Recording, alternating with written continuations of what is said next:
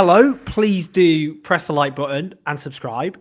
I am very honoured to have with me Dave Ward from the Communication Workers Union, one of the big unions here in Britain, representing from postal workers, telecommunication workers, one of the fighting unions in this country. It's a union which is prepared to go out, not just organise huge numbers of workers, but to actively fight and win things, which we're going to talk about, actually, Dave, because I think in these times, people do want glimmers of optimism to hang on to. But anyway, Dave, great to see you. And you, Owen, really looking forward to having a good chat about all of the things that are going on at the moment. There's lots that we can talk about, and let's cover everything. We will, yeah. I mean, these are tumultuous and disastrous times, and that's just the Labour Party. We'll come on to that. Yeah. Just before we'll talk about Labour and Keir Starmer later. We are talking about that, everyone, just so we know. I just want to kick off. Look, this has been, in terms of for workers in this country, we had the whole clap, didn't we? The minute everyone clapped out their windows, doorsteps, balconies, whatever, including Tory ministers who'd spent the best part of a decade attacking the terms, conditions, wages, pensions of many workers, but also private sector CEOs, I would imagine, private sector managers. I mean, just talk about what a lot of your workers have had to go through. What would you sum up as being the experience a lot of them have had to have? And how do you feel about the fact that maybe some of their employers have been clapping them as key workers, and how does that gel with how they treat them? Well, I mean, first of all, as a leader of the CWU, I'm immensely proud about the work that our members have done throughout the pandemic. So pretty much all of CWU's membership have been designated as key workers. And when it comes to the type of work that they do, postal workers obviously are out delivering every single day of the week.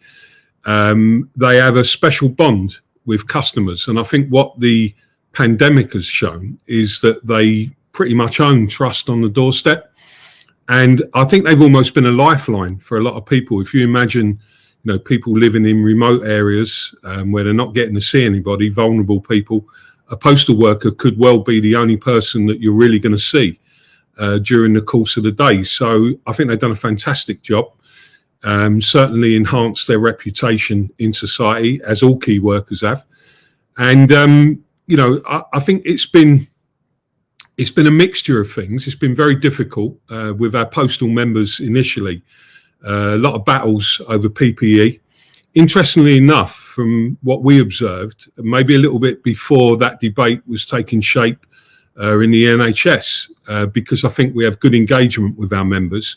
So our members turned to us, and the union got battered a bit initially around should our members be working.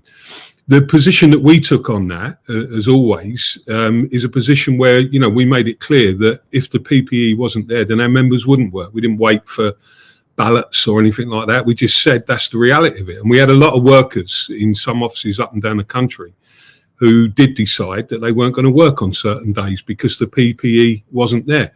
But we overcame that, and I think they've done a job where, I'll come on to talk about the agreement that we've reached with Royal Mail during the course of the pandemic. Significant victory for our union and for the movement. Our BT members as well, our telecom members, you wouldn't have all of these Zoom meetings if it weren't for CWU members who keep the country connected online. I think you wouldn't have homeschooling if it wasn't for the reality of the work that our members do. So again, they've gone the extra mile. Now, BT, we're on the brink of a national dispute with BT. And I think you make a good point about companies, politicians clapping people and then betraying their workers. And what's happened in BT is that, unfortunately, they're one of those companies that has definitely betrayed the workforce. So they've been out there, they were putting out stuff initially saying that their workforce were true heroes. At the same time, they was bringing in a £5 billion transformation cost-cutting programme that has resulted in compulsory redundancies for the first time in our history with BT, has resulted in them serving notice on voluntary terms, good terms that the union had negotiated, has resulted in them serving notice on a pensions agreement, has resulted in them closing sites up and down the country willy-nilly. And this is all from a company that, when you think about building back better and what it might mean, or what it should mean, this is one of the biggest companies in the UK. And you've got a CEO who, he seems only interested in hitting numbers, which are obviously about, rewarding shareholders. And this is a company that should be part of the growth of the economy. And instead it's scaling back. And, we've got no option but to take this company on. I do think there's a real problem in society with companies and their leadership. Not everyone, but there are certainly leaders around at the moment in the business world who need to be held to account and give something back with their company to their workforce and to society. And unfortunately in BT at the moment, that's not happening. So what would your message be to the CEO, Philip Jansen of BT? Because you're talking about, the first strike in 4 decades. Yeah. Thousands of compulsory redundancy, hundreds of site closures during the biggest emergency since World War II. Lovely stuff. What's your direct message to the CEO of British Telecommunications? Well, I think the direct message is we're balloting our members for industrial action. We'll win that ballot. We'll get support for our members. And he either needs to do a proper deal on the future of the company, stop the compulsory redundancies, engage with the union on how the future, give workers a greater say over the future of the company, or he needs to move on. And I suppose the big message to him would be, in the postal dispute that the CWU dealt with in the pandemic, we did actually move on the CEO of the company as part of that dispute. So I think he needs to listen, and it's time for him to get round the table and negotiate a proper agreement. So in terms of, workers already had, a lot of working people had a bit of a kicking for the last decade or so, the longest squeeze in wages since the Napoleonic War, which was a fair while ago. We're talking 200 years at least. Best part of 200, literally over 200 years ago now. Yeah, since that war with Napoleon. So I think we can agree that's a long time. But also often for many workers, especially younger workers, more precarious terms and conditions, this promotion of insecure working, 0 hours and so on. So you're talking about this new deal for workers, which sounds very, very, very ambitious. With the Trade Union Congress, for those who don't know what that is, that's the national body which almost all unions, not all, are affiliated to. It's the federation of unions in this country. What exactly are you calling for, and are you confident it will have the support of other unions? Well, first of all, I think that it's important that we discuss, why we need a new deal for working people. And for me, you touched on one issue. We've had the longest wage squeeze for over 200 years in this country. The whole economy has been built for the last couple of decades on insecure employment models. And those models, anybody who deals with the world of work at the moment and with companies, the big companies, all of them do it. They all attempt to bring in contracts of employment. People talk about 0 hours contracts, but there's a whole world of contracts for employees at the moment that are nothing like when I first started work. There's short-term contracts, there's specific event contracts. Of course, most of them have no holiday pay, have no sick pay, there's no proper pensions. And coming into the pandemic, there's something like 8 million people in this country who were working and living below a living wage, were earning less than a living wage. And, for me, this is a key fight for any trade union leader at the moment. And what we're saying is, can we reshape the whole world of work in this country? Can we as trade unions come together under the banner of fighting for a new deal for working people? And I say this distinct from the Labour Party. I see this as a very distinct trade union agenda. I also see it, by the way, as an opportunity to build new models of collectivism in the country. So it doesn't have to be restricted to trade unions. It doesn't have to be restricted to trade union members, workers anywhere. Some of the groups that are emerging in society where I do feel quite confident that there's almost a rebirth of collectivism taking place as a result of this pandemic. There's room here for us to build this movement around an agenda of changing the world of work. I think it's also about making sure that in doing that we address some of the big issues that we're going to be facing. So the climate emergency. So clearly, a new deal for working people means supporting the need for a new Green Deal. We also face, coming out of the pandemic, something that is not spoken about enough, the fourth industrial revolution, the use of technology. Mm-hmm. And if we don't fight for workers' rights now and enhance workers' rights, it's not about defending workers' rights for me, it's about actually improving them, then we are not going to be able to deal with these problems. And I think the trade union movement, different to perhaps politicians, politicians to me, too many of them, they do politics in their head, in theory. We can do it on the ground. And what I'm committed to, and I believe that other trade union leaders are now looking at, is us coming together and actually making change happen, even with a Tory government. I think we can do that. I really do. And I think we've got to develop it around 3 or 4 different points. So one of them for me would be common bargaining agendas in sectors of the economy. We should be working with other trade unions to set standards of employment across sectors of the economy. Owen, that the post and logistics sector, the parcel sector, has exploded. But it's one of the areas that is absolutely covered with jobs on low terms and conditions, low pay, insecure employment, bogus self-employment. Well, we've got to do something about that. We're not waiting for the Labour Party to do something about that. We have to do something about it. So common bargaining agendas across sectors of the economy, taking on the multinational companies, who owns technology, giving workers a greater voice over what happens in the direction of their companies. These are all things that we can put together. So that's one thing. The second thing I would say that's really important is that we end internal competition in organising workers. There's been too much of unions fighting against each other as to who organises workers.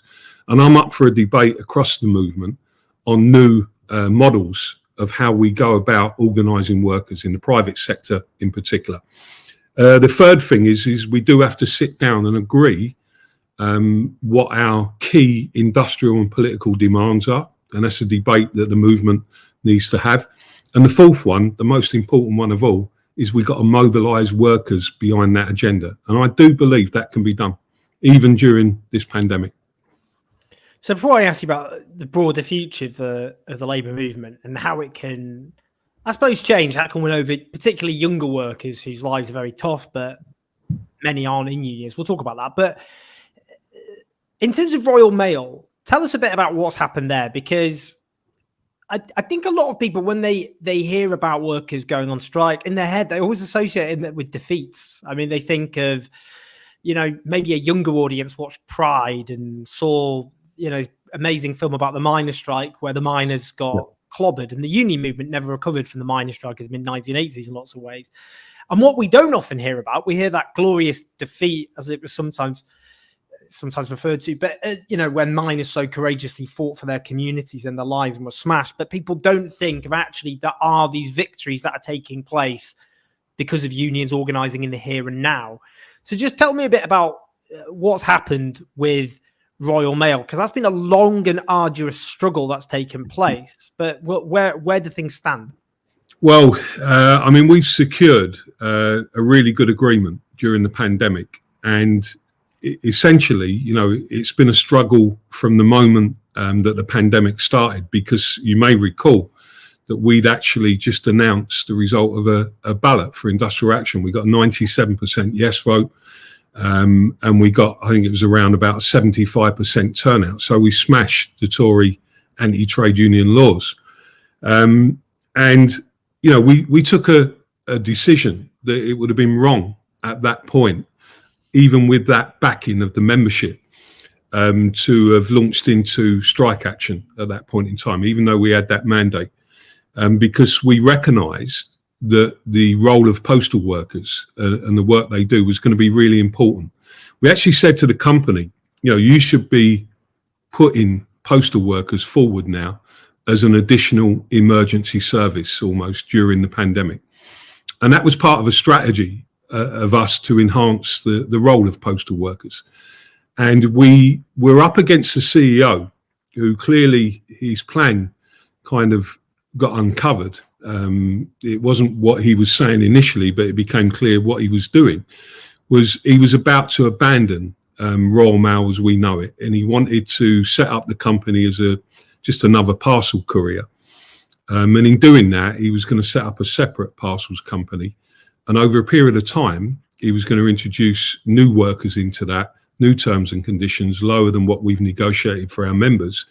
And essentially, his strategy was to let Royal Mail wither on the vine, and anything that was going to grow, i.e. parcels, he was going to push it into a new company. Back to that classic moment that all of these CEOs who don't have an interest in workers, only in hitting the numbers and making profits for the shareholders and themselves, classic strategy. So we made it clear we weren't accepting that. And, we had some moments during the course of that where our members got behind us. It wasn't done as in terms of legal action. And people made it clear on the ground that we weren't going to accept that. They were trying to introduce changes and people just weren't going along with it. And what I've got to say about our union, which is unique in some ways, because of the structure of Royal Mail, where we've got workplaces across the whole of the country, in every town and city and in villages, in some cases, is we've still got workplace reps who have power, where the manager has to sit down and negotiate with them. And one of the things we did as a union when Royal Mail was privatised, we weren't defeated by privatisation. We had a strategy to protect the workplace structure and to fight for it no matter what. And that came into being. The CEO was forced out. There's no two ways about that. We forced him out. He lost the confidence of some of the board members. And ultimately, through the course of that, we negotiated an agreement that completely changed that strategy. And now means that in terms of trying to grow the business, it's going to be done with the existing workforce. We're going to expand the role of postal workers. A lot of people have written off the industry because letters are in decline. We've managed to now say, well, actually, your greatest asset is your frontline worker. So why not build your strategy for the future around somebody who owns trust on the doorstep? And we can put forward more products and services. We want postal workers to have the opportunity to work with councils in supporting vulnerable people.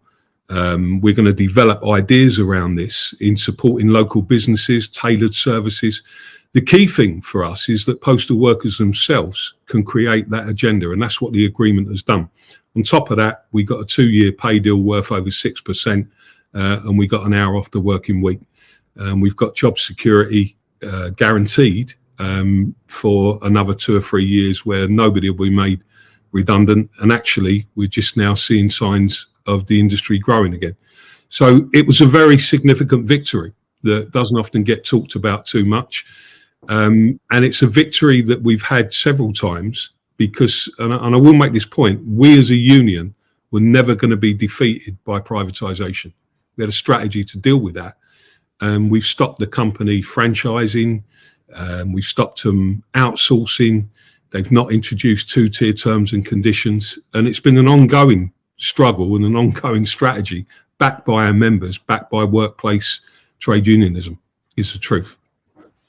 Before I ask about Labour with a capital L, younger workers have suffered disproportionately. They have been expected to pick up the tab for the financial crash.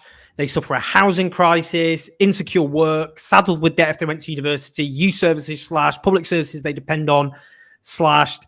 They were promised a better life than their parents. To put it bluntly, that is not going to happen. And yet, we see in general elections, more under 40s vote for Labour than have ever voted for Labour under the age of 40 in the history of British democracy. Yet most of them aren't unionised. What can happen to change that? How can unions adapt change to ensure that younger workers, who are often the most insecure and have been clobbered so badly, are in a union? What has to happen? I think we need to, first of all, recognise that it can't be done with unions acting in isolation. So I think this is where the trade union movement has to come together now. I mean, a trade union should, and in many cases does, bridge every divide in society. And surely our number one job at the moment is to fight to change the balance of forces in the world of work. Everybody talks about what those problems are, and it's our job to change it. And I think that starts by willingness to be working together to harness our strengths. I think there's some great unions around. I think there's some great union activists around. But for whatever reason, we've failed to bring the union movement together as a collective force. Well, the first thing we've got to do is achieve that. This is why I think having an overarching campaign for a New Deal for working people that would relate to all of those people who are suffering in the world of work at the moment, and particularly young people. I think that is the byproduct of that. You bring trade unions together, you set out that agenda for the private sector as well as the public sector, and you organise workers. I think the second thing we've got to be prepared to do is be more out there. You've often mentioned about the CWU and its engagement with people. I think union leaders have got to be more accessible to workers. I think that means trying some new ways of engaging with people. I mean, I'll tell you what I'd like to see. I'd like to see every union branch in the country, in whatever union you're in, holding a meeting with members, making that accessible to people in those areas to come on to that meeting and start talking about, we're going to fight for a new deal for working people in this country. I think we need to be open to different models of collectivism. I think what's happened in the movement, understandably, I suppose some unions as membership has declined, although it's starting to show that, we're starting to grow again, which is a great thing. I think we've perhaps been drawn into the debate about you merge with other trade unions, but you do it normally, unfortunately, for financial reasons. And I'm not saying that big unions are the answer or small unions are the answer. I'm saying we've got to collectivise our efforts. I've heard debates before about, on the left, which I would class our union on and myself, people talk about we've got to have a general strike. My answer to that is you've got to build something first before you move on to really showing your real power. And I just don't think we've spent enough time talking about how we mobilise workers. So we've got to have a distinct trade union agenda, not wait for politicians to change things, to reassert trade unionism in this country, but be open to supporting all forms of collectivism. I mean, there's some great models of collectivism that are emerging out of the pandemic. The renters associations, been around for a while. The food bank organisations, these can be part of trade unionism, not with us taking them over, but with us working with them. And I think that's the agenda for me going forward. It's what I spend a lot of time thinking about, is how we truly going to build our movement and shift the balance of forces in society, in the world of work, in the economy. We've got to have a bold agenda when politicians, unfortunately, haven't. Which is quite a good bridge, actually, to the next question, which is, and it's funny, actually, because there's one cat, that's my cat, Kia, who is a cat of vision and determination and leadership. So that's that Keir. In terms of Keir Starmer, how is he doing? And I suppose just to follow up on, just to be specific about how he's doing, A, how much has he stuck by the promises he made during the leadership election? And B, what the hell is his vision for the country, Dave? Because I don't know. It's my job. I'm a political journalist. It's my job. I know, I've spent all my adult life in and around the Labour Party. I know, like yourself, most of the leading lights of the Labour Party.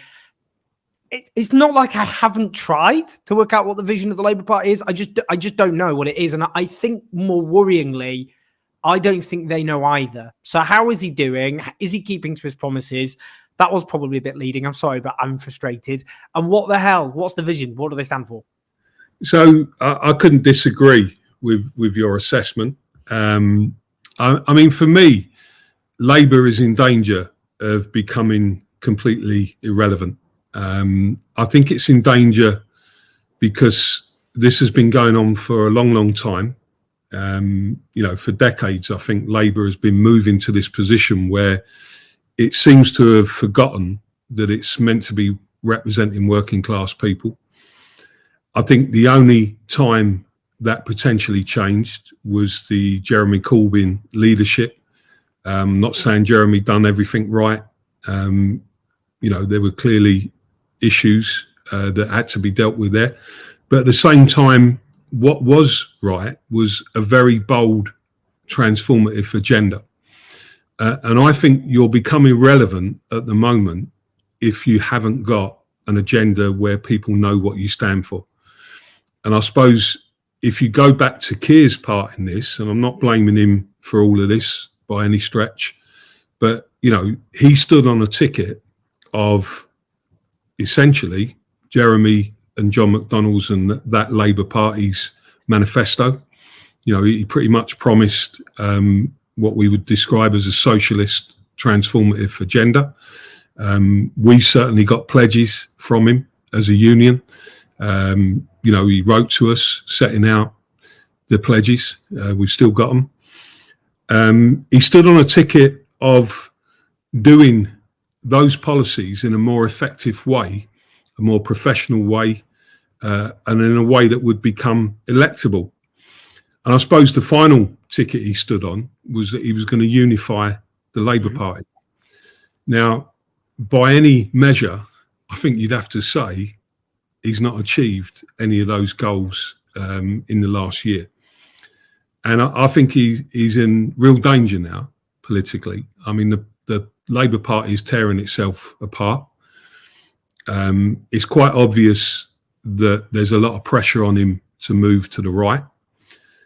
And I don't think that's going to work. I mean, as he's moving to the right, some people would argue that Johnson, on some of the policies, as it is stealing some of Labour's policies, at the very time that Labour seemed to be abandoning them. So, all in all, I don't think they've worked out how to deal with Boris Johnson either. I think he's outmanoeuvring them. And, things like Captain Hindsight, whatever you think of Johnson, that's a great political line that I think is actually cutting through with people. And Labour at the moment, unfortunately, can't get in front. It's not easy. I'm not saying for 1 minute it's easy, but surely in the middle of a pandemic, with all of the imbalance of power and wealth in this country, in the world of work, in society, this is deep inequality that we're seeing. You talked about young people. I feel this all the time when I look at my own family and friends. We got to do something about this. That's the key question that faces the Labour movement, the trade union movement, the Labour Party. And at the moment, it's not stepping up to what it's going to do about it. And therefore, it's in danger of becoming irrelevant. The only thing I've seen recently is that, there seems to be now, well, the answer is to move to the right. The answer is to bring back, so we're hearing some of the old Blairites. I've heard Peter Mandelson. Sorry, I was thinking Peter Manson, I've heard, is now being, is undoubtedly, a clever guy. But I think from a different era, I think what Labour are missing is, I actually think people do want change, but you've got to lead that debate. You've got to show people what you stand for. And, if you look at Scotland, that's almost looking irretrievable and certainly wouldn't be settled until independence is settled one way or the other. I don't see a way back for Labour at the moment there. If you look at the red wall seats and up north, you see real problems emerging where Labour, I think over primarily Brexit, didn't capture the right position. And I just think generally, I don't know whether Labour is a working class party anymore. I'm being honest, to me it looks like a middle class party. I just don't think it knows what it is and what it stands for. Therefore, it's becoming irrelevant. The polls are showing that. It's a big moment, I think. And that's why, as a trade union leader, I've always believed this anyway, I think we've got to do something about it. And this is what I would do. I would set out the agenda for all trade unions to come together, whether you're affiliated to the Labour Party or not, and start building our movement. I'm not talking about disaffiliation. CWU is not in that place. Some of our reps and members may want to discuss that. But I'd rather say this is what we're going to do and hope that the Labour Party follows that agenda. But I mean, I couldn't disagree. Sorry, I couldn't agree more even. I mean, we've had one of the most catastrophic handlings of the pandemic on earth, one of the worst death tolls, one of the worst death rates, and one of the worst economic consequences. Because if you don't deal with the public health crisis, you end up with a worse economic crisis. It's not either or, they're both intertwined. We've had the calamity of test and trace handed out to private contractors and so on, who've made a complete pig's ear of it. And yet, Labour haven't had a clear narrative on this catastrophe about how the Tories messed it up, and that's allowed a situation where a lot of people think, well, who could have done better? They were dealt a terrible hand. Labour haven't offered anything clear they would have done differently, and that leads people to feel resigned. And then they think Labour opportunistic because there's no overall message, so it just looks like kind of all Captain Hindsight. That sets. And equally, they're not putting forward any inspiring, coherent agenda alternative. The polling reflects that. The polling shows people don't know what Keir Starmer stands for. I don't think his team do, and I'm increasingly concerned he doesn't either. And the Labour's polling is falling badly, and that's before we have the mass opening up and Boris Johnson rides a tidal wave of sunshine and optimism, which he's actually good at. That's his thing, really, as a politician. I suppose my question is, to you and the unions, is Labour clearly, they're in this position where they're not offering an inspiring alternative of any description. And because these are savvy Tories, what they do, as you said, is they actually just appropriate tinkering policies and repackage them as their own. So if Labour offers a very mild, modest tinkering package, the Tories will just take bits of it, and then Labour have got nothing left to say. But the Labour leadership will go, well, at the end of the day, the unions will kick off. They'll grumble, they'll say things in interviews, but they're not going to do anything. They're still going to give us the money. Obviously, the Labour Party, the clue is in the name, was founded by the trade unions to give a political voice to the organised workers' movement. What can you actually do? What can you and the other unions do to put pressure on Keir Starmer to abide by it? It should be emphasised, because some will say, well, come on, he won by a massive majority, but he won on the mandate which you've outlined, which is to stick to key core radical domestic policies. So how are you and the other unions going to force him to stick to that agenda? Well, I think that for me, the priority is to develop a distinct trade union agenda to change the balance of forces in the world of work and in wider society. I think we have to do that now. And I think in doing that, I think that in itself will show a lead in taking on the big multinational companies, in taking on the insecure employment models that exist right across the UK, and having common bargaining agendas, we will set the direction. And what we hope from that is Labour will follow. What I would say to you is that, our union at the moment, we're about to have a discussion about our own political strategy. We've started that conversation, and, we're going to change our position. So what I mean by that is that I don't think it's appropriate for us at the moment to be giving our members' money to the Central Labour Party when it's in this place that, for me, it's not, achieving at the moment. And I think what that means is that we don't get into the debate at this stage of disaffiliation, because I'm not sure that actually does anything, but that we target our money to people in the Labour Party locally, metro mayors who are going to fight for our members' jobs, terms and conditions, councils that may support that, MPs that may support that. So for me, it's very much a thing of, supporting people who support us, making it clear to Labour that they're not going to get something for nothing. That ain't on. Now, where that leads, it'll lead, and I think we have got to be quite clear that that's the position we're going to take. And that's what the CWU are going to be debating. So, for me, it's an agenda of making change happen, not waiting for the Labour Party to do it. I've got to say, I do understand that how difficult it is at the moment.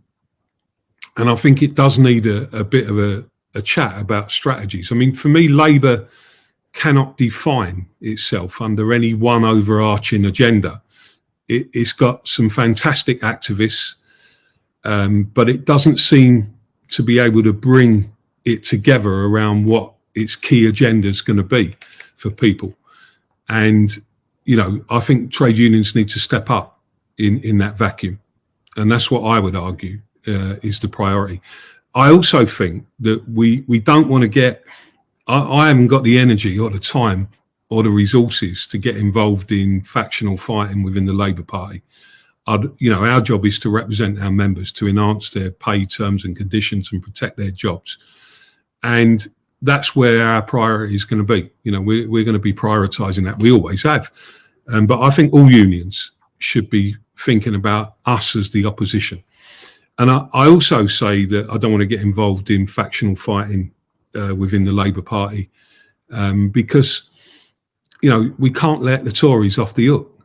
I mean, what you said, I find it incredible, really do, that somebody who spent his life, telling lies, who's been caught out so many times, can be seen as somebody who's going to change this country when, all of the evidence is during the pandemic that the Tories have pulled a free card trick. I mean, if it wasn't so sad and so tragic about what's happened with excess deaths in this country, track and trace, their procurement policy has been about making the rich richer. And we got to get out there and tell people that now.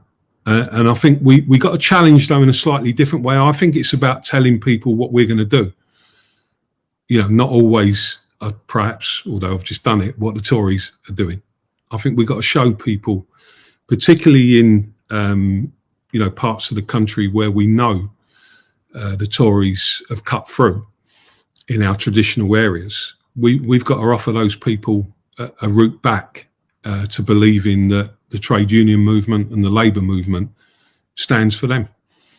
It's a big job, but I think it's about doing things for me, not about arguing, the toss within the Labour Party. I've kind of not given up on that. I'm a Labour Party member, have been for years and years, and will stay that. I'm not into the, let's start a new party up at this moment. I don't think that the evidence is it never gets off the ground.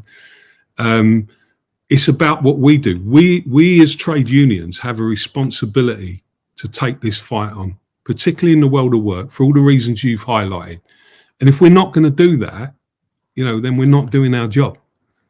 And that's why I'd appeal to every trade unionist in the country, every worker. It's time for us to bring workers together. And, you know, I think we can do that with a bold agenda. And then my hope is that by doing that, the Labour Party will follow. Cheers, Dave. Really appreciate you joining us and covering so much ground from the small L Labour movement to the capital L Labour Party. It's a big privilege to have your insights. And it's very important that on this channel, not least, and this is an important point to make about our media ecosystem, the trade unions are the biggest democratic mass movement in the country. And yet on the BBC, on several major media outlets, you will hear the spokespeople of big business treated as impartial witnesses, often platformed, and yet the biggest mass democratic movement in the history of the country is not given the same airtime platform. So it's very important that that's counted. But I really appreciate you joining us, and I will see you soon. Yeah, thanks a lot, Owen. And you're doing a good job in giving us that platform, and we appreciate that. Not at all. I haven't had a go at your hair either because I can't. Honestly, it's so I'm count the 12th of April is going to be a big day. I'm not going to sleep the night before. It's going to be very, very exciting. I'm counting. I'd rather look like you than what I do at the moment. Let's put it like very stylish, and less hassle. Cheers, Dave. All right, cheers, Owen. Thanks a lot. Please support this channel for independent thought, discussion of the most important issues that we face.